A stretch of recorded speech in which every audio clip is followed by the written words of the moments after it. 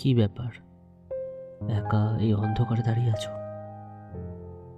না, তেমন কিছু না। আসলে মাঝে মাঝে অন্ধকারকে বেশ আপন মনে হয়। আপন? অন্ধকারকে? হুম, ওরা রোজ সময় মতো আসে, মনের সব কথা নিঃশব্দে শোনে, বিরক্ত হয় না, কথা খেলাপ করে চলেও যায় না।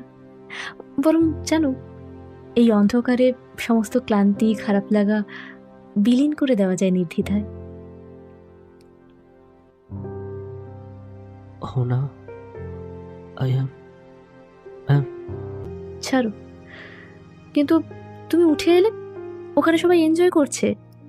না, মানে তুমি চলে এলে? আমার পাশে বসতে তোমার অস্বস্তি হয় আমি জানি। এবার তো আমি চলে এলাম, তুমি যাও গিয়ে। না, আই এম সরি। সরি? সেই সময় আমি আসলে, মানে, আমি ঠিক তোমায় কষ্ট দিতে চাইনি, বিশ্বাস করো, বাট আমার কিছু করার ছিল না। আমি, মানে, সরি কেন বলছো? তোমার যেটা ঠিক মনে হয়েছে, মন যা চেয়েছে, তুমি সেটাই করেছো। রুদ্র, আমায় কোনো কষ্ট দাওনি তুমি। কষ্ট যা পেয়েছি তা নিজের দোষে। তুমি বরং স্বপ্নে বাঁচা মেয়েটাকে রিয়েলিটি চিনিয়েছো।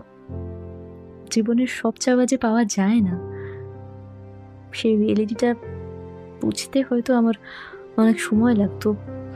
তুমি সেটা অনেক ফার্স্ট করে দিয়েছো, ব্যাস। তখন যেটা ঠিক বলে মনে হয়েছিল সেটাই করেছিলাম, বাট মন যেটা চেয়েছিল সেটা হয়তো করে উঠতে পারিনি আমি। পারোনি না করতে চাওনি বলো তো?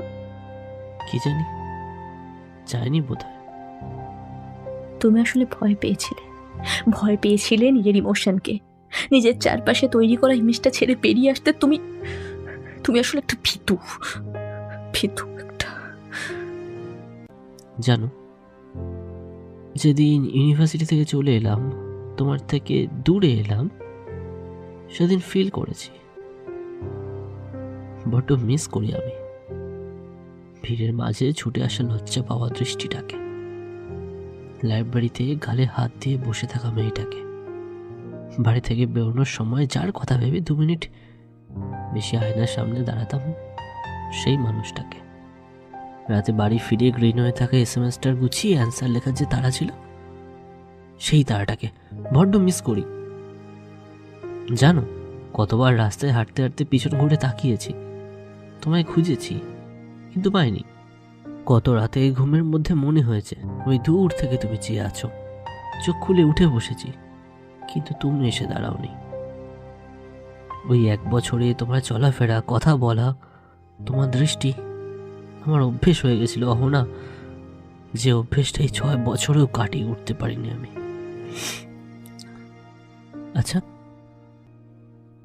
সাহস কি শুধু বুক ফুলিয়ে সবার সামনে বলতে পারলেই হয়?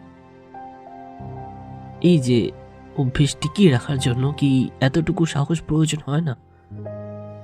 এই অভ্যেসগুলোকেও যত্ন করে লালন পালন করে দুবেলা পুষ্টি দিয়ে আগলে রাখার জন্য তো বোধহয় একটু সাহস লাগে, তাই না? না, তুমি সত্যি এত ভাবো আমায় নিয়ে? তাহলে যোগাযোগ করনি কেন এতদিন? যা করতে চাই তা কি সবসময় করে ওঠা যায়? সত্যি করে বলো তো, মেঘলা আকাশে ধ্রুবতারা যখন মেঘে ঢাকা থাকে, তখন তার প্রকাশ পায় জ্যোৎস্না ছোঁয়ায়। আমি আমার জীবনে সেই জ্যোৎস্না ছায়া তো এতদিন পাইনি, আজ পেলাম। তাই আজ আমার বলতে কোনো দ্বিধা নেই। জানো, আজ আমি একদম শিওর আমার চাওয়ার ব্যাপারে। আমি তো জানতাম আমার প্রেজেন্স সবসময় শুধু অস্বস্তি দিয়েছে তোমায়। তুমি তো পালিয়ে বেরিয়েছো আমার থেকে। সব সময় আমরা যেটা দেখি সেটা সত্যি হয় না। আমাদের দেখা বোঝার বাইরেও এই পৃথিবীতে অনেক কিছু ঘটে যেটা আমরা জানতেও পারি না, কিন্তু সেটাও সত্যি হয়। আমি সে সময় তোমার থেকে পালাইনি, পালিয়েছিলাম নিজের থেকে, নিজের মনের থেকে। ভীতু একটা। ভীতু মানুষরাও কখনো কখনো ভালোবাসতে পারে, শুধু ধরনটা একটু আলাদা হয়, বুঝলে?